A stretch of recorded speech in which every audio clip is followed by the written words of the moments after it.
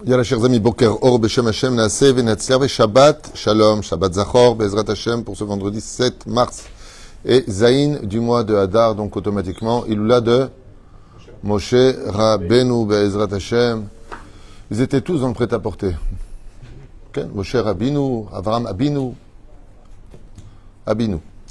Bezrat Hashem. Et il y a un rapport avec le cours, c'est pas pour rien que je fais cette blague, mais il raconte que le mérite de Moshe Rabbeinu Bashamaim nous ramène tous les chatoufim, tous les otages à la maison, Ishmor al-Chayanutanu, Bezrat Hashem. Est-ce qu'il est Geoula Shlema Pratil Veklalit al-Belidai?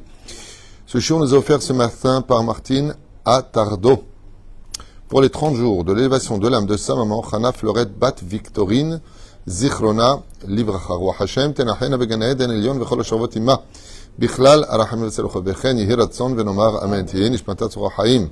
Que chaque mot d'étude, Bezrat Hashem, que nous allons faire ensemble, Yalet Nishmata. Elle dit ici, c'était une maman remplie d'amour pour toute sa famille, son défunt mari, enfants, petits-enfants, arrière-petits-enfants et arrière-arrière petits-enfants. Ouh, hein, quelle route d'avoir une belle descendance. C'est un signe de bénédiction.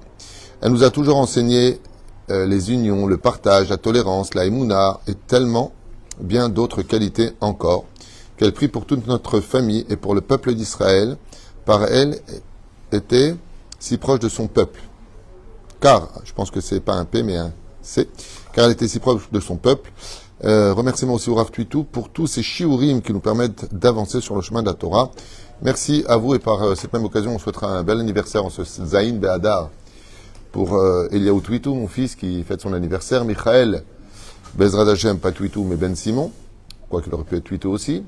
Oufren Hashem Atov, Nota Benemim, Mir, Tuitou Michel, qui fête aussi son anniversaire. 3 personnes de la famille, mon frère, mon fils, mon autre fils, Kolom Israël. En vous souhaitant, Bezrat Hashem, une grande refouach lema. Il y a beaucoup de malades aujourd'hui. Je viens d'entendre encore un voisin qui est très malade.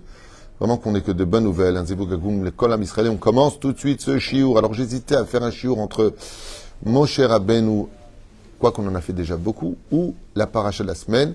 Et en fin de compte, on va se plonger sur la paracha de la semaine pour un sujet que je crois qu'il y a peut-être 17 cours sur la paracha Tetzavé qui ont déjà été faits.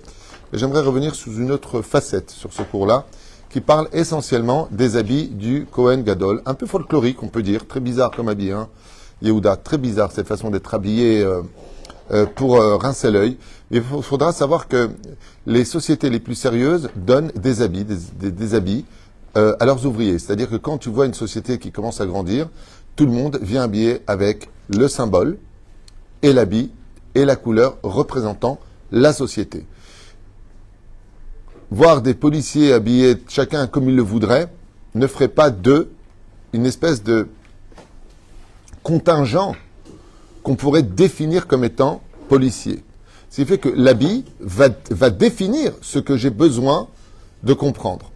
Par exemple, je cherche le juge, ou je cherche l'avocat, ou je cherche le policier, ou je cherche le comique. Bien, c'est le côté extérieur qui va définir qui est la personne. Par exemple, tu organises un gala, puis il y a un clown. Tu dis, appelle le clown. Qu'est-ce que va regarder tout de suite la personne? Le visage, son comportement. Non, l'habit de clown.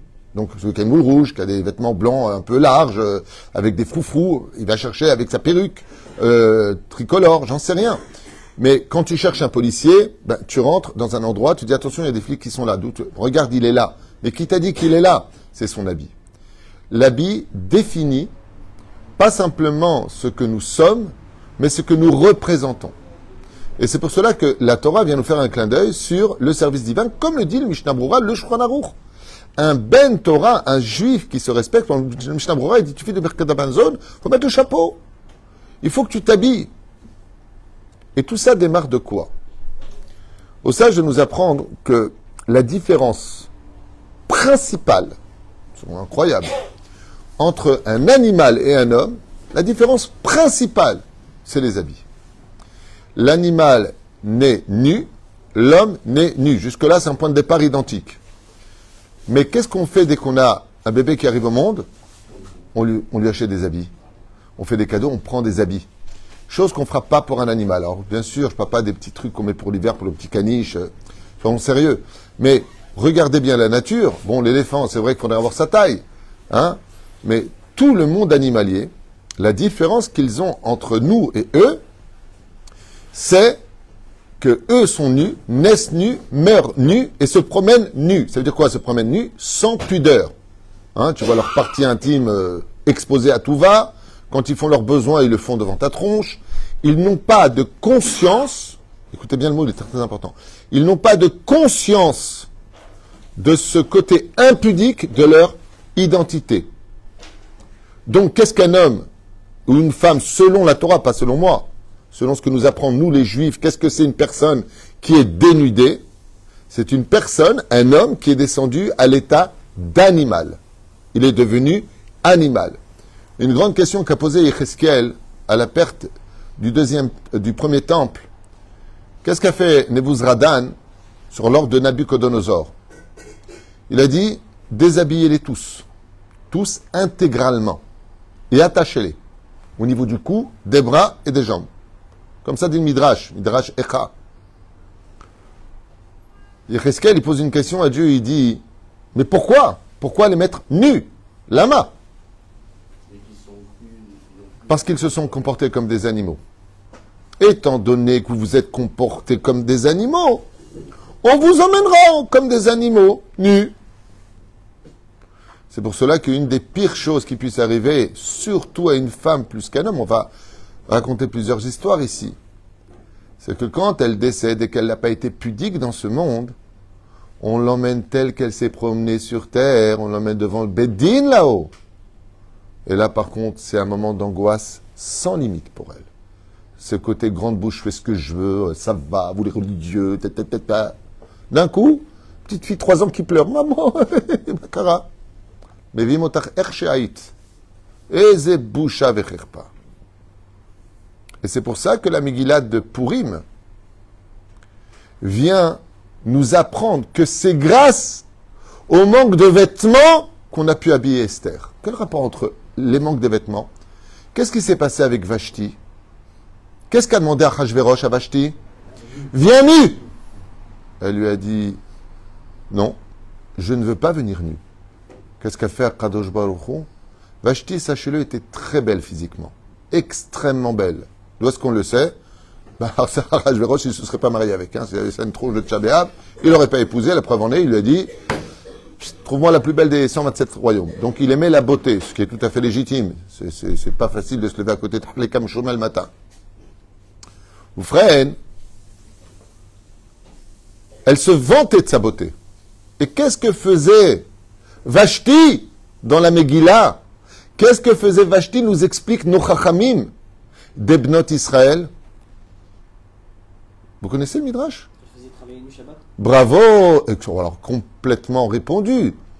Elle disait aux Bnot Israël, dans mon palais, déshabiller intégralement les Juives. Pourquoi? Elle passait aux yeux de... Les soldats les voyaient, tout le monde les voyait. Pour qu'elle n'ait plus honte de rien, qu'elle devienne hautaine et donc mauvaise. De là, Vashti, elle connaissait un secret.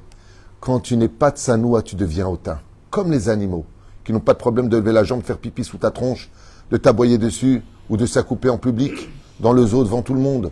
Ils n'ont pas de problème. Quand tu déshabilles une personne, tu lui enlèves sa pudeur intérieure. Donc, qu'est-ce qu'a fait Vashti? Qu'est-ce qu'elle a fait Vashti? Tout simplement, elle les faisait travailler nus. Alors, qu'est-ce qu'a fait Kadosh Baruch Hu? Continue sur le Midrash. Le jour du Mishté, qui a commencé les 180 jours de Achashverosh, il a dit « Amenez Vashti, nu !» Pourquoi? Il s'est pris la tête avec ses ministres. Qui est la plus belle des femmes du royaume? Il lui a dit « La mienne, t'es ouf, toi. » Il lui a dit « T'as pas vu la mienne, t'as pas vu la mienne. » C'est vrai? Alors, je vais vous faire comprendre qui est ma femme. Appelez Vashti, nu. Qu'est-ce qu'il a fait à Kadosh Baruch Hu? Vashti, elle voulait venir ou pas, d'après vous? Bon, on n'a pas le temps. Oui, elle voulait venir. C'est même elle qui lui a dit il serait temps que je fasse baver tout le monde avec mon corps. Ouais. Seulement, Kadosh Baruch Hu, qu'est-ce qu'il a fait? Il lui a envoyé la lèpre sur le visage. Il lui a fait pousser une queue dans le dos et une corne sur le front. Il l'a rendue animale. Elle a tellement eu honte, elle est devenue laide. En un seul moment, elle est devenue monstrueuse. Sa beauté a fané en un instant. Viens! Elle dit, je peux pas venir! Kadosh Baruch Hu, qu'est-ce qu'il a fait? Il a fait comprendre, et d'ailleurs c'est un Moussar Eskel, ce que je vous dis c'est top secret. Les personnes, lo alenu velo alechem, qui ne sont pas pudiques dans ce monde, atidin lid galgel bebeemot. Ne t'étonne pas de te réincarner dans les animaux. Rabbi Haï Gaon, pas tout le monde est d'accord avec cette déa-là, cette opinion-là, mais la majeure partie, comme le Harizal, Meforash, le Baal Shem Tov, Meforash, le Ben Ishraï, Meforash. Beaucoup de commentateurs, tu te comportes comme un animal, tu reviendras en animal. Ezekev, Ezekev. Il revient en singe. Il se gratte comme ça entre l'entrejambe devant tout le monde. Comme un petit kokof. Zeperouche d'afar. Mais là, ma cause, qu'ils aient tril, mais maaseh bereshit. Quand il y a eu la création du monde, qu'est-ce qui a dérangé Adam Arishon d'après vous? On n'a pas le temps. Bravo. La Torah vient nous apprendre que Adam et Ève, quand ils ont été créés nus. Ça veut dire sans conscience. Ils n'avaient pas honte. Loïd Bochechou. Et quand ils ont mangé des fruits interdits, ils ont mis la feuille. Ils ont mis la feuille. Non, ils ont mis une feuille de vigne pour se Bonne réponse. C'est bien, Daniel. Tu m'as fait peur. Parce qu'il y avait un Chinois qui est sorti nu, il a mis une feuille devant lui aussi, comme ça. Une feuille de vigne. Oui, c'est marqué comme ça, effectivement. Donc, ça tournait autour de quoi, l'histoire de la faute? De la conscience d'être habillé ou pas habillé. Si vous avez bien regardé, toute l'histoire, c'est que la Torah, avant la faute, nous dit qu'ils étaient nus, mais que rien à faire, parce qu'ils étaient dans un monde naturel. Et donc, c'est quoi ce monde naturel? C'est le monde des âmes qui n'ont pas d'habit. Les âmes n'ont pas d'habit. Elles sont elles-mêmes lumière, donc elles n'ont pas d'habit. Et l'arbre de la connaissance du bien et du mal nous a fait plonger dans la conscience de la pudeur ou l'impudique. Pour vous donner un exemple simple, pour ceux qui ont plus de 50 ans, qu'est-ce que disaient nos grands-mères ou nos mamans aux filles, je parle des années 80, qui sortaient en jupe courte? Couvre-toi mieux, tu n'es pas une prostituée. Moi j'ai entendu, j'étais en pension, j'étais jeune, j'avais peut-être 8 ans ou 10 ans, il y avait une fille qui s'appelait Bernadette, c'est la famille Jean de Nant. Elle est sortie une fois avec une jupe un peu courte, pas mini-court. Ouais. Elle s'est pris à l'âge de 18 ans une claque par sa mère, qui est non juive. Hein. Elle lui a dit, t'es pas une catin, tu rentres tout de suite à la maison.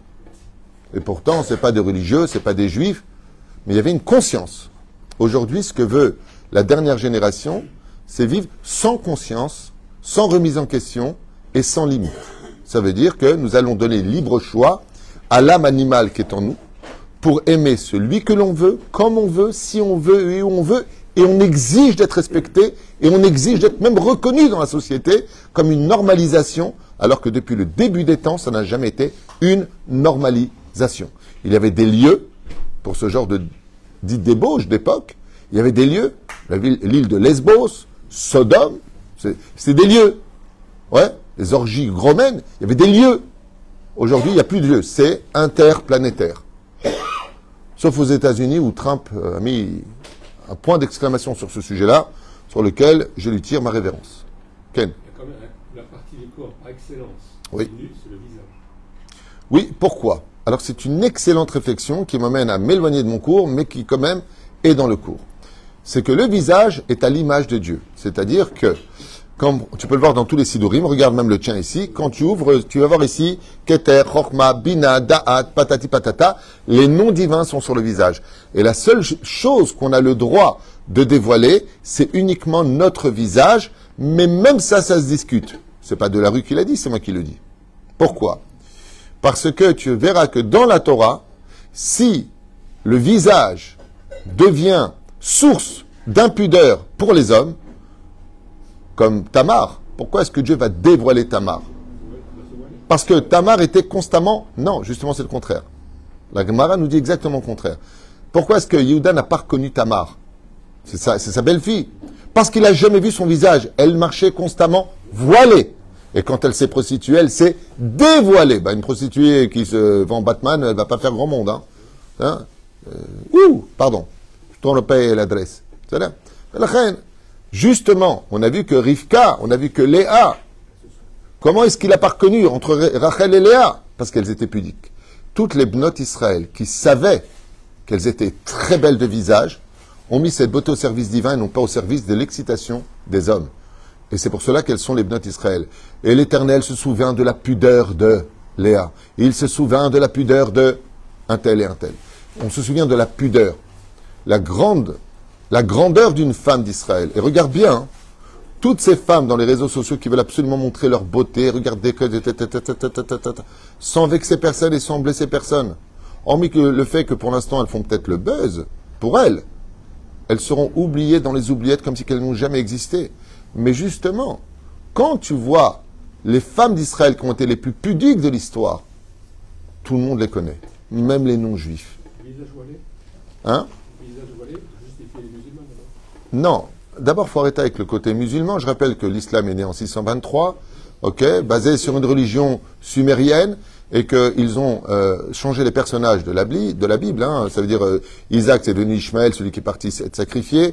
Avram est devenu Ibrahim, et même Adam Arishon, ce qui paraît, c'était leur prophète. Donc, je veux bien, tu vois, il y a même un islamiste qui m'a dit un jour, un musulman, pardon, qui m'a dit un jour, nous avons reçu le Coran au Sinaï. Donc même Moshe Rabbeinu, c'est devenu Moussa, qui est devenu...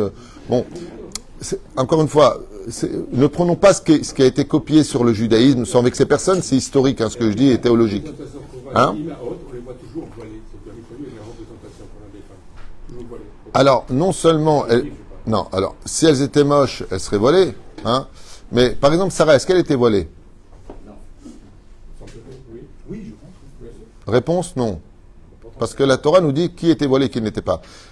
Prenons un exemple plus simple. Vada que Sarah n'était pas voilée, pourquoi elle n'avait pas besoin de se voiler? Parce qu'elle était toujours dans la tente. Baoel I. La Torah nous dit elle est dans la tente, donc elle n'a pas besoin de se voiler. Mais Rivka était voilée.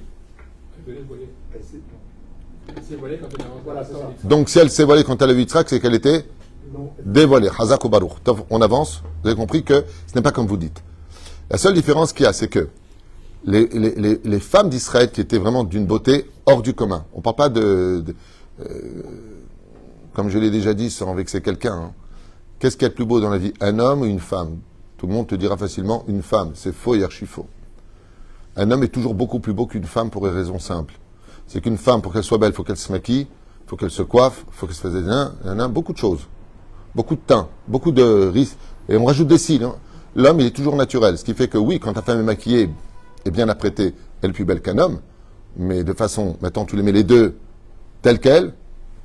Tu mets une femme en prison sans esthétique, tu retrouves une peluche au bout de 3 ans. La reine sont vexées personne. Mais il y a un état de fait qui est présent. La beauté de la femme attire l'homme. Et c'est pour ça qu'une femme est plus astreinte à la tsniout, à la pudeur, que l'homme.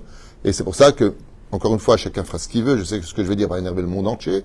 Et du côté des femmes, surtout du côté des femmes, les perruques longues, les vrais cheveux, tout ça, il faut arrêter absolument avec ça. Absolument avec ce côté où on te voit encore plus que si tu n'avais pas eu de kissouille. Porte un kissouille normal, comme faisait Sarah, Rivka, Rachel, Véléa.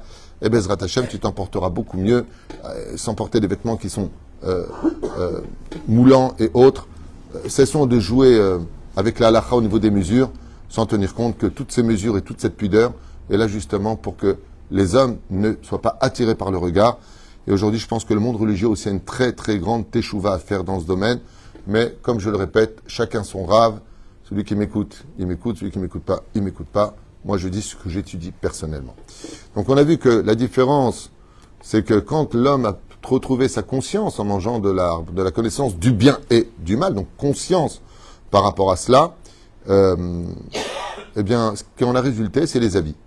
C'est-à-dire que le monde a été créé pour les habits. C'est fou, hein? Vaya, Sachem Elohim, Knot Or. Il leur a fait des habits. Quel rapport? Le mec, il a mangé, je sais pas, un méloguéinam, crève les yeux, j'en sais rien, moi. La punition, elle doit être terrible. La punition, c'est les habits. Et pourtant, c'est considéré comme un chesed. D'accord? Comment tu peux savoir si une personne est riche ou pauvre? Tous les arnaqueurs s'habillent super bien pour montrer qu'ils sont riches. Un pauvre, il est habillé avec des habits de pauvre. C'est pour ça que le Rambam écrit dans Ilchot Deot que tu sois riche ou pauvre, tu dois avoir toujours des habits qui soient bénoni. Pas wouh! Le festival de Cannes, dans tous les prix et ainsi de suite. Hein? Comment il s'appelle l'Ukraine, Zelensky. Il marche mot. Zelensky. Il est venu voir Trump. La première chose que lui a dit Trump, il lui a dit: tu n'as pas honte, Trump. Tu viens habillé en pull devant moi. Moi, je suis habillé en costard. Sa fameuse cravache rouge ou bleue, je sais pas, c'est rouge ou bleu lui. Ouais. Et pas daltonien pour rien. C'est incroyable. La première chose qu'il lui a dit, mais t'as pas honte? Tu viens devant le président des États-Unis, devant 325 millions d'habitants, te présenter comme ça. Est-ce qu'il a eu tort ou raison? Il a eu raison, Trump. Bien sûr qu'il a eu raison. Bien sûr. L'autre, il lui a rétorqué, si la guerre s'arrête, je mettrai un costume. Ouais, si la guerre s'arrête, je mettrai un costume khalé. La reine, je vous raconte une petite histoire à ce propos. C'est vrai que ici à Ashdod, à Hevra Kadisha, c'est passé une histoire un peu spéciale, qui est très peu connue du Tzibour. Ici à Ashdod. Je connais très bien Hevra Kadisha, c'est les croque-morts, Hevra croque-morts, on peut dire en français? Je sais pas. Ils ont donc creusé une tombe pour une personne décédée, c'est mieux. Et en creusant la tombe, comme il pleuvait un petit peu, le mur de la tombe d'à côté s'est effondré. Apparemment, le ciment n'avait pas eu le temps de sécher, mais le mur tenait. Quand ils ont creusé à côté avec les vibrations, le petit tracteur et la pelle qui ça a ébranlé les fondations, c'est rare, c'est la première fois que ça arrivait à émettre. Et donc, qu'est-ce qu'a fait le tzaddik de la Hevra Kadisha? Il a regardé pour réparer. Maintenant, il est resté assez choqué. Pourquoi?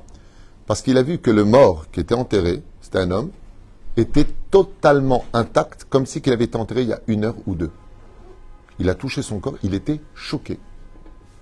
Il monte au-dessus et regarde sur la tombe. Et il voit la date, il calcule, ça fait 10 ans qu'il est enterré. Il répare le mur, il regarde dans ses dossiers, le nom de famille, ils ont tout est archivé, il regarde sur l'ordinateur, il trouve le numéro de téléphone des enfants. Il les appelle, il demande qui était votre père. Je veux savoir qui était votre père. Les enfants, ils disent, mais pourquoi vous nous appelez notre père? Il leur explique. Voilà, j'ai fait ça. Et ça, vous inquiétez pas, votre père n'a pas été touché dans la tombe, respect du mort. J'ai réparé le mur, mais les mains, les pieds, le visage, tout est intact chez lui. Et là, il y a le jeune fils qui répond et qui dit, moi j'allais tout le temps à la synagogue avec mon père, et c'est peut-être ça son mérite, je ne sais pas.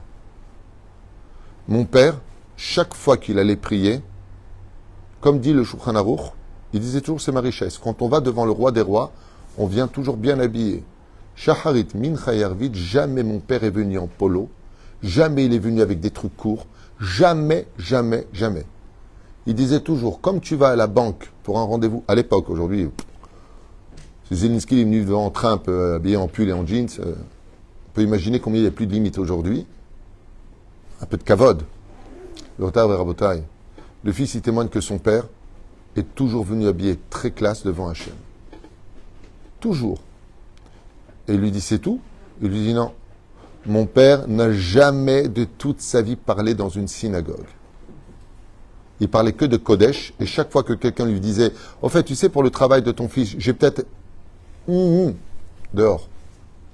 Je voyais mon père sortir à maintes reprises dehors pour éviter de dire une parole de chol dans une bête à Knesset. Hormis le fait qu'il parlait jamais. C'est le témoignage du fils qui allait constamment avec son père, qui l'emmenait et qui le ramenait, à la bête à Knesset. Il lui a dit, Eze sroud bashamaim.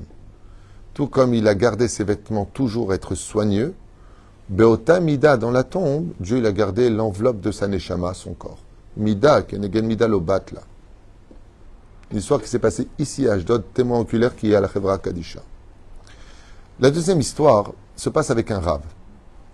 Elle se passe il y a à peu près 3-4 siècles. J'y étais pas. Mais je vous raconte ce que j'ai lu et étudié. Cette histoire se passe avec un Talmid Chacham Atzum. Et il voit qu'il y a un richissime juif qui a organisé un très très grand banquet. Et lui, il voulait faire un Dvar Torah. Il a dit peut-être qu'ils vont s'asseoir. Vous savez que de boire et de manger sans faire de Dvar Torah, il voyait que tout était caché. Il avait vu le Mashgiach au loin. Mais c'était des personnes très très classe. Première classe on appelle, excusez-moi. Lui c'était 3e, eux c'était première classe. Et les 2 gardiens de cette grande maison, quand ils ont vu arriver ce Talmid Chacham, ils n'ont pas laissé rentrer. Pourquoi? Un peu comme le casino, monsieur, vous n'êtes pas conforme aux règles de notre établissement. Je l'ai bien dit, je suis choqué. D'accord? C'est bien sorti là. Vous n'êtes pas conforme aux règles de notre... Attends un instant, je me brasse. J'ai fait tchouva, avant j'allais au casino, que Dieu me pardonne.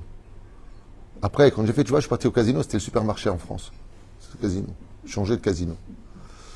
Et non, pourquoi je vous dis ça? À Jean Lépin, il y avait un casino à l'époque. Quand j'étais jeune, à 18 ans, je rentre là-bas, je suis venu en jean, belle chemise comme ça. Tu sais, le petit. Il y a une baraque comme ça qui dit vous n'êtes pas conforme. Et qu'est-ce qu'il faut que costume, monsieur. Ah. Le Kitsour, ce Tanit Racham, il vient pour rentrer. On lui dit non. Il dit monsieur, non, vous ne pouvez pas rentrer, c'est une soirée privée. Il y a ici de grands rabbanim, il y a ici ce qu'il faut. Merci bien, veuillez passer votre chemin. Il dit ok. Il tient comme ça, il appelle le Baal Habayit. Yishalom Uvracha, il dit Achnasat Orchim. J'ai faim.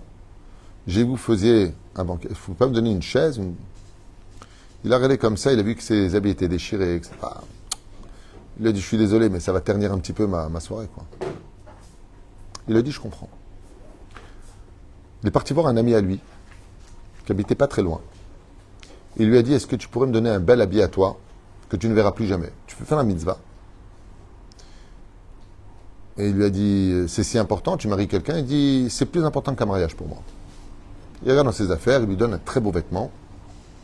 Et cet ami Racham, il s'habille avec. Donc il se nettoie, il s'arrange un peu mieux la barbe. Et il arrive comme ça. Et dès qu'il arrive, il était tellement bien habillé, que les deux chambrimes l'ont pas reconnu. Il y a une demi-heure, il était là, maintenant il revient, il est nickel, à peu près une heure plus tard. Et là, il vient avec un ton, style, j'espère que ça n'a pas commencé. Oh, monsieur, je vous en prie. Et voilà qu'il s'assoit. Et comme il voulait donner une leçon à tout le monde, et surtout en 2025 à nous-mêmes, il fait le blata. Il s'assoit juste à côté du Baal Habayit. En disant, hey, c'est un scandale, comment poussez-vous un petit peu? On lui donne une chaise tout de suite. Quels beaux habits. Il s'assoit. Et donc tout de suite, je suis désolé, je suis arrivé un peu en retard, je veux un peu de salade, un peu de poisson, s'il vous plaît. Avec beaucoup de sauce. Il fait tellement de bruit que tout le monde se dit, il doit être très très important. Il regarde tout de suite ses habits. Et à ce moment-là, on le sert. Et là, il va créer un choc émotionnel assez important. C'est que quand il commence à prendre les salades, il vient et le met dans la petite poche. Il prend la salade, il le met dans la petite poche. Il prend le poisson. Et au lieu de le mettre dans la bouche, il le met sur ses épaules. Il prend il met sur les épaules. J'ai faim, j'ai trop faim, donnez-moi du pain. Il prend du pain, il le met à l'intérieur de sa chemise. Baal Habayit, il a honte. Qu'est-ce que c'est que cette honte? Mais qu'est-ce que c'est que cette honte? Vous êtes qui? Mais qui vous a laissé entrer? Au moment où il lui parle, il y avait un peu de soupe, il prend la soupe, il la met dans sa poche, devant tout le monde. Tout le monde s'arrête, la musique s'arrête, il y a un scandale qui a lieu. Et tout le monde lui demande, mais vous êtes fou? Il lui dit, pourquoi je suis fou? Il y a une heure, j'étais devant la porte. Je suis un homme qui vit dans la rue. J'ai demandé à rentrer, on m'a jugé selon mes habits. Je suis le même homme, je me suis emprunté ces habits, on me les a donnés. Et en fin de compte, on m'a laissé rentrer pour ces habits. Alors, cette nourriture ne me revient pas à moi. Vous avez voulu respecter mes habits, alors je les nourris. C'est tout. Il y a eu un froid. Et le Baal Habayit est venu l'embrasser, il lui a demandé pardon. Ce qui a justement sauvé Rachel, la fille de Rabbi Akiva, c'est qu'il y avait un SDF qui a tapé à sa porte et lui a donné sa place à elle. Rabbi Akiva a dit Tzedaka tatzil mimavet. Elionavi Zachor Letov. La Gemara nous parle de plusieurs interventions d'Elionavi Zachor Letov. Et qu'est-ce qui s'est passé avec Elionavi? Et Maaseh Be'umla al-Be'ani. Il y a un pauvre qui a tapé à la porte, il y a un pauvre qui a tapé à la porte, il y a un pauvre qui a tapé à la porte. Mais c'était Elionavi Zachor Letov. D'un côté, les habits réparent la faute originelle. Malheureusement, tout le monde n'a pas encore compris la grandeur de réparer cela. Mais de l'autre côté, ne te fie pas aux habits. Au contraire, une fois, ici dans ce Beth Midrash, jusqu'à ce qu'on construise très prochainement, si Dieu veut, ça avance bien, ce qui paraît, les pompiers vont enfin donner le tampon, la police va donner le tampon, le ministère va donner le tampon, c'est les tampons qu'on attend maintenant. Shemi Azor li Bezrat Hashem, et merci pour votre patience, mais sachez que moi aussi, c'est très dur pour moi d'attendre chaque jour ce binyan qu'on doit absolument construire. Ici, il y a une personne en été qui s'est tenue dehors. Je lui ai rentré, il y a le Masgan. Il y a de la place pour vous rentrer. Il y avait du monde. Il m'a dit non, je ne peux pas rentrer. Je lui ai dit pourquoi? Je suis avec mes habits de travail, je suis très sale. Apparemment, peut-être dans les ascenseurs, je ne sais pas ce qu'il faisait. Enfin, les habits étaient avec de l'huile, c'était sale. Alors je lui ai dit montez Khazan. Regardez comme ça, il m'a dit. Alors tu es tout, c'est un Israélien. Il m'a dit Ani Pachout, mais l'Ukhlach, mais tout naf. Je suis sale, je ne peux pas rentrer. Déjà que j'ai honte. Je me mets dehors parce que j'ai honte avec les habits. Je lui ai dit il n'y a pas de plus beaux habits au monde que les habits de l'honnêteté. Vos habits ne sont pas sales de saleté, ils sont sales de votre labeur, de votre travail à la sueur de votre front. Il est monté Khazan, il a prié ici. Alors, il y a quelqu'un qui m'a dit L'amant ou l'ukhlach? Je lui ai dit Umeod Naki. Il n'est pas sale, il est très propre. Il a juste pas eu le temps de rentrer chez lui pour se laver, pour s'habiller, avant de venir prier. Comme un de mes frères. J'ai un de mes frères, dans du travail, il se douche avant de Mincha Yarvit et il s'habille pour venir prier Mincha Yarvit les mains propres. À un tel point que c'est important que selon le Zohar HaKadosh, comme le rapporte Rabbeinu Nachman de Breslev, il dit tu vas faire netilat, pas avec la bracha, avant Shacharit Mincha Yarvit. Pourquoi? Pour avoir les mains propres, pour devant le Créateur du monde. Qu'est-ce qui se passe pour un Talmid Chacham qui a une tâche? Hayav Mita, on le destitue de son rôle de rave. Qu'est-ce qui peut attirer une personne à faire tchouva? Quand le monde religieux, il fait attention à son régime, il fait attention à sa façon d'être, il ne se tient pas comme je ne sais pas quoi, et qu'il est bien habillé, on a envie de faire teshuva. Quand tu as une femme religieuse qui fait attention à elle, qui ne va pas mettre des habits extravagants, qui ne va pas se maquiller extravagant, mais vraiment on voit que on peut tout à fait être religieux et heureux. Alors ça donne envie de faire teshuva. Et c'est pour ça que le Kohen, Idiot, ainsi que le Kohen Gadol, ils avaient ces habits-là, qui paraissaient un peu extravagants, mais qui définissaient, lui c'est le Kohen du service, voici comment est habillé les Lévi'im, voici maintenant comment est habillé le Kohen Gadol. Il n'y en avait pas 3, il y en avait un seul, le Kohen Gadol. Avec ses 8 habits, et le Kohen Idiot avec ses 4 habits. Pourquoi 8 et 4? Car chaque vêtement représentait le nom de Dieu, Yud Kevavke, plus Adnout. C'est les 8 habits du Kohen Gadol, Aleph Dalet Un Yud. Et le Kohen Idiot que Yud Kevavke. Les éperouches d'Avar pour lequel chaque habit représente Bezrat Hashem, le tikkun de l'homme. Et c'est pour cela que le mot habit, bizarrement en hébreu, se dit de 3 façons différentes qui vont indiquer le pourquoi de l'importance des habits que nous portons. La première, c'est le mot beged. Pourquoi beged? Qu'est-ce que ça veut dire le mot boged en hébreu? Trahir. Vous avez mangé du hatzada, vous avez trahi Dieu. Mettez des begadim. Boged. Rappelle-toi que les habits viennent réparer ta trahison. Donc, une femme qui n'a pas compris l'importance de la pudeur, c'est une femme qui n'est pas venue réparer la faute originelle, elle est venue rajouter de l'huile sur la faute originelle. Si tu fais exactement le contraire, ça veut dire, tu es dans le domaine de la réparation et tu te comportes comme Adam et Ève avant la faute. Pourquoi avant la faute? Quand une personne décède, qu'est-ce qu'on lui retire? Ses habits. Il n'en a plus besoin. Quand est-ce qu'on a besoin de nos habits? Quand tu es vivant, pas quand tu es mort. Donc si on te met à nu avec un seul petit pyjama le jour de ta mort, c'est parce qu'on estime de toi que maintenant que tu es vivant, tu dois t'habiller. Si les femmes d'Israël et même le monde entier étaient conscients de l'importance de la pudeur, il n'y aurait pas une femme dénudée. La Géoula, quand elle va éclater du jour au lendemain, il n'y aura pas une femme dénudée dans ce monde. Aucune.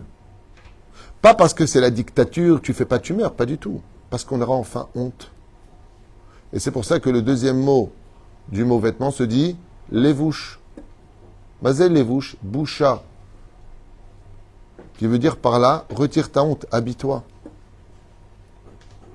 Avant, quand un livreur il venait taper à la porte, attendez un instant, 2 minutes, peignoir, je m'habille.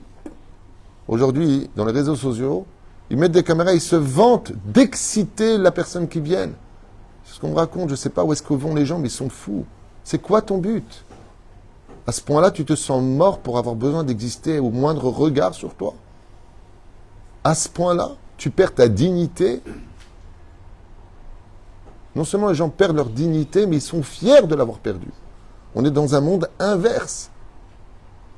Et le troisième, c'est lequel? Madim. Mazel Madim en hébreu. Uniforme, vêtement.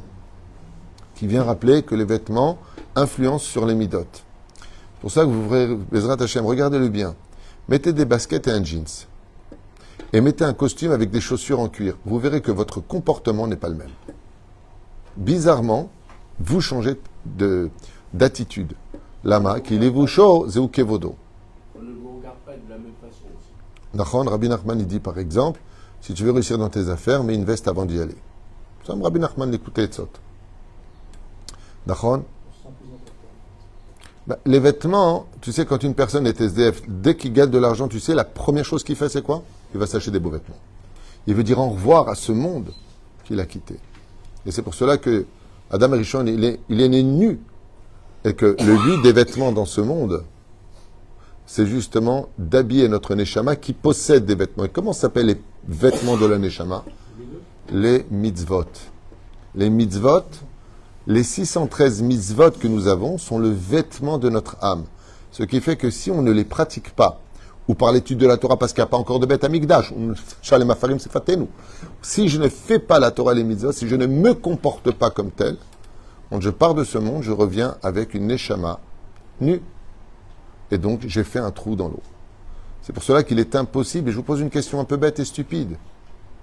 Est-ce que vous accepteriez que votre rab de Beth Knesset, il vienne en short, il vienne, ça va, c'est jusqu'aux genoux, ça va, et des sandales, et un petit polo. Avec, attention, polo tzitzit, hein. Pas que ça vienne par des synagogues. Oui, c'est bon que tu dis ça. J'étais une fois, j'ai rencontré un rabbin réformiste à Los Angeles. Il était en short rose, Oui, mais, en France aussi, oui. et un Marcel comme ça. Et on me dit, voilà, je vous présente le rabbin de la synagogue réformiste. C'était assez spécial. Non, mais c'est vrai. Mais vous verrez toujours, Bezrat Hashem, que quand on cherche le rabbin d'une Beth Knesset, on veut être fier de lui. Et on veut qu'il s'habille comme un rabbin. Mais pourtant, l'habit ne fait pas le moine. Oui, c'est sûr qu'il doit être lui-même convenant à ses paroles. Ouaya Omer, il doit être ce qu'il enseigne. Mais de l'autre côté, combien même il aurait de très bonnes midotes, combien même il aurait tout ce que tu veux. Imaginez que vous allez vous faire juger avec un Dayan, vous avez un Beddin. Vous arrivez, vous avez le mec, il est avec des Stan Smith, un pantalon gris et une chemise à carreaux. Une petite kippa sur la tête, tu le savais, on la voit de tous les côtés, et c'est le Dayan. Vous le faites confiance? Non. Pourquoi? Qu'est-ce qu'il y a? C'est pas les habits qui vont... C'est ce que je suis. Je connais tout le Choshen Mishpat, je connais les halachot. Où est tout prend problème? Non. Je suis désolé, je n'ai pas confiance en vous. Bizarrement, on n'a pas confiance. Combien de fois dans les affaires, moi qui fais du consulting, je pose la question, pourquoi tu ne veux pas être associé avec lui? Je sais pas, j'ai un truc qui va pas, j'aime pas comment il s'habille. Mais pour quel rapport? Il fait ce qu'il veut. Non. C'est pour ça que la Torah est très entourée vis-à-vis des habits. La halacha nous accompagne pour les habits. Combien nous accompagne pour les habits? Quand tu dois mettre Bezrat Hashem un chapeau, même pour la prière. Un chapeau melon et bottes de cuir, qu'est-ce qu'on a à faire du chapeau? C'est pas le chapeau qui compte, c'est ce que tu as sous le chapeau qui compte. C'est ta tête, ton esprit. La Torah, elle te dit non. Vous savez, je vous l'avais raconté une fois, à l'époque, j'organisais beaucoup de shiluchim, les hommes, les femmes, et j'étais présent pour que tout se passe comme la Torah le demande. Et vous savez pourquoi j'ai arrêté? Vous connaissez la raison pour laquelle j'ai arrêté ça? C'est sympathique, tu prenais un hall d'hôtel, tu avais les femmes d'un côté, les hommes de côté, je faisais un Dvar Torah, c'est comme ça qu'on organisait les choses. J'ai arrêté à cause des hommes, pas à cause des femmes. Je témoigne que toutes les femmes qui venaient au rendez-vous qu'on organisait venaient habillées, pomponnées, présentables, classe, conduite classe. Je parle de nous les juifs. Le dernier que j'avais fait, c'était à l'hôtel à Natania, King Salomon. C'est le dernier que j'ai fait là. Les hommes, Hachem Ishmor Virachem. Sans douche, le bit dehors, des sandales, c'était en été. Aucune classe.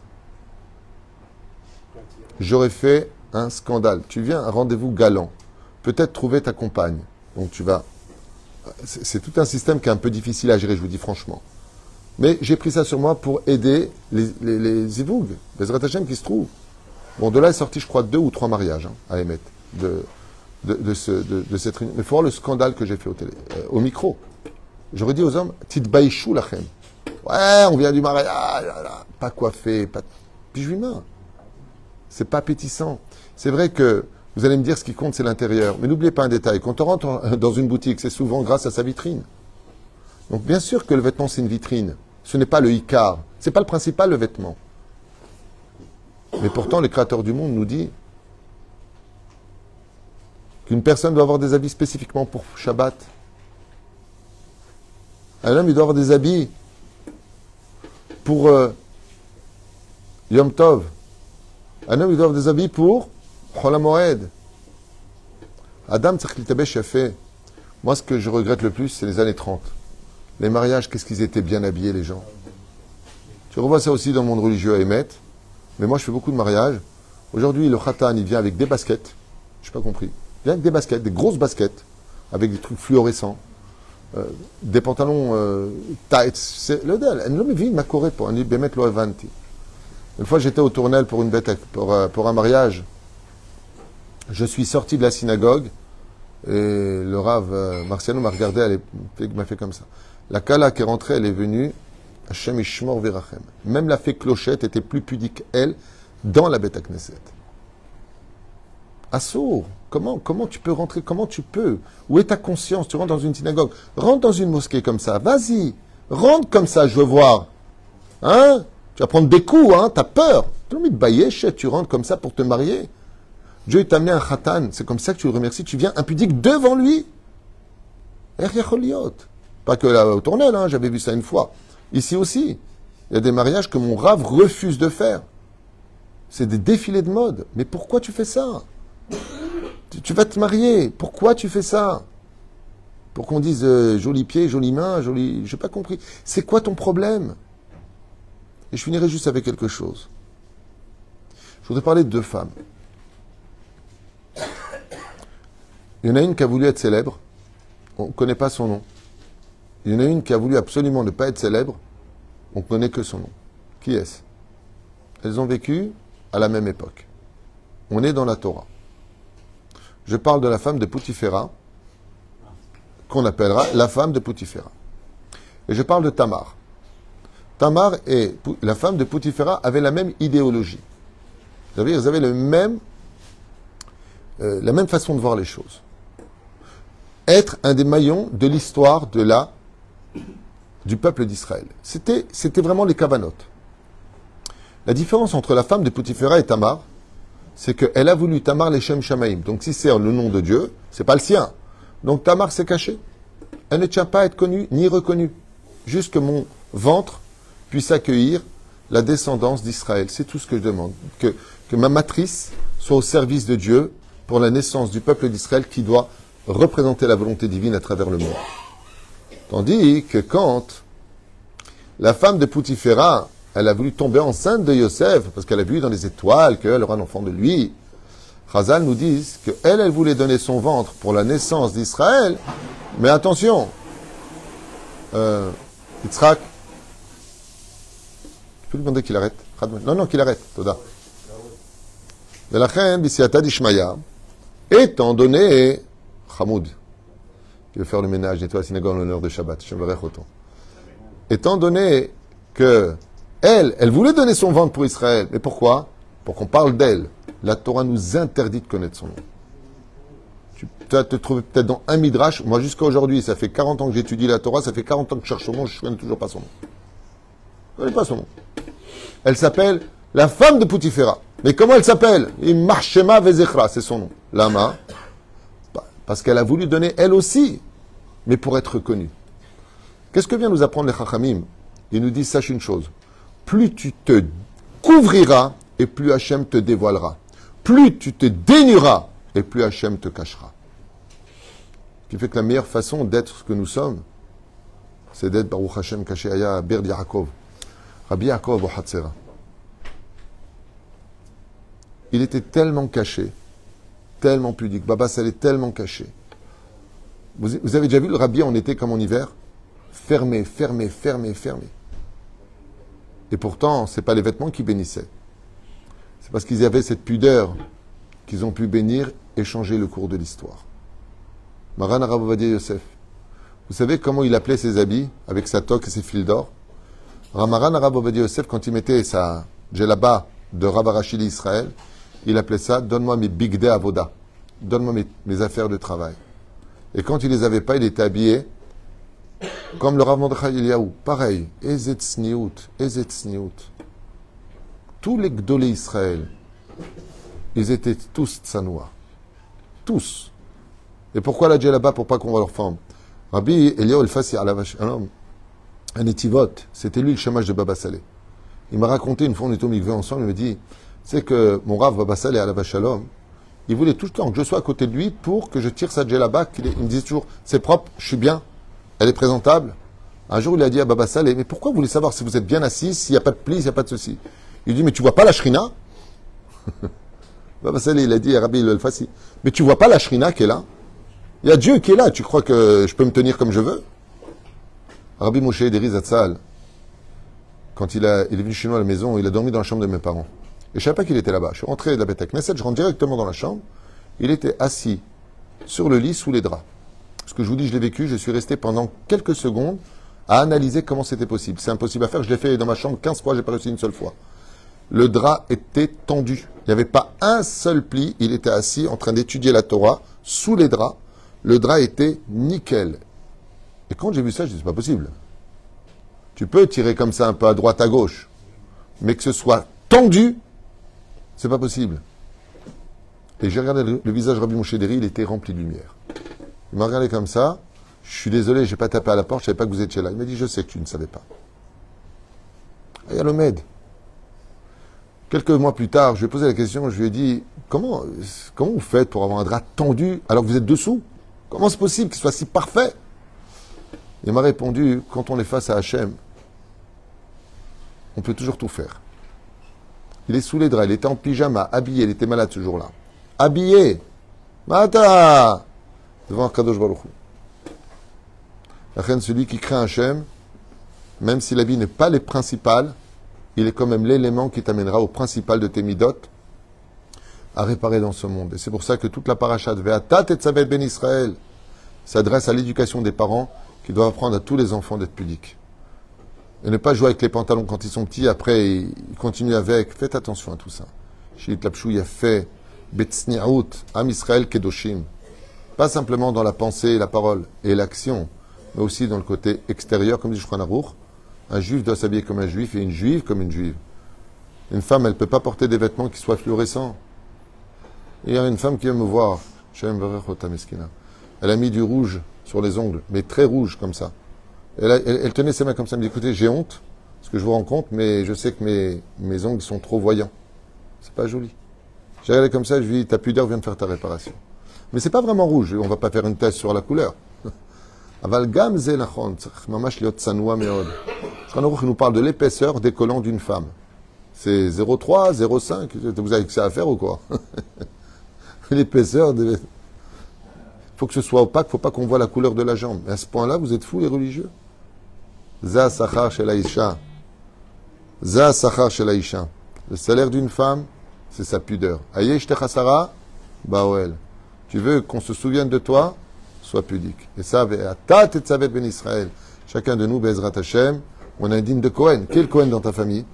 C'est toi. Qui est le Lévi? C'est ta femme. Qui sont le peuple d'Israël? C'est tes enfants. Où est le Mizbeach? C'est la table où tu manges. Où est le Kodesh HaKodashim? C'est la chambre où tu dors avec ta femme. Vous voyez que la maison d'un juif, c'est Migdash Muat, comme une bête à Knesset. Qui est le Kohen Gadol dans la synagogue? C'est le Rav. Qui est le Lévi, celui qui chante? C'est le Chazan. Bemi Aham, Otamida, le Rav, il doit être habillé comme un Rav. C'est tellement simple à comprendre. Même si de l'autre côté, il y a beaucoup de gens qui se déguisent à travers des vêtements et qui sont de belles boutiques avec une ruine en tant que magasin à l'intérieur. Voilà, c'était juste un petit tour rapide sur un sujet qui me tenait à cœur de rediscuter, de reparler. Comme c'est marqué, Batilbash Esther, Bigde Malchut, quand elle est partie voir le roi, elle a mis ses vêtements de reine. Ouais. Le Zohar Kadosh, il dit, elle s'est empreinte du roi HaKodesh. Chazal nous apprennent. Pour pouvoir entrer en contact avec Dieu, d'abord il faut être sanoua. Sans pudeur et sans tsni'out, la tatzliah. Shniske yishuot v'nechamot be'ezrat Hashem, v'zeh ha'koach shel Moshe Rabbeinu. Mazeh amar Moshe Rabbeinu alav shalom, ve'ata tetzaveh. Mazeh ve'ata tetzaveh. Ata tetzaveh. Toi tu dois... Dis non, le vav, il paraît facultatif. Mais si tu rajoutes le vav, à qui Dieu s'adresse quand il dit ve'ata tetzaveh, à qui? À Moshe Rabbeinu. Rajoute le vav. À Moshe Rabbeinu, ça devient Mashéou. Mashéou, ça veut dire que tu commences à devenir quelqu'un le jour où tu as compris que tu n'étais pas si indispensable que ça. La pudeur de ton comportement, les vêtements que tu portes, laisseront toujours une empreinte sur l'histoire de ta vie, parce qu'en réalité, ce n'est pas que l'intériorité qui marque l'histoire qu'on appelle le Or Apnimi, mais le Or Achitzoni, le Or Amakif. Lachem Bezrat Hashem, que cette paracha nous accompagne, comme Moshe Rabbeinu, duquel c'est l'Aïloula aujourd'hui, pour lequel, Bezrat Hashem, on se souhaite d'avoir ce qu'il avait, cette humilité et cette pudeur. Au Moshe Rabbeinu à la vache Shalom, qu'on voit le Kohen Gadol. Pourquoi il n'y a pas des marches pour qu'il monte? On n'est pas qu'on voit sa cheville. Et dans quoi c'est excitant une cheville? C'est pas une question que ce soit excitant ou pas. C'est que si tu viens devant Dieu, tu dois être pudique. Sinon, tu ne le trouveras pas. Baruch Adonai l'Olam. Amen et Amen.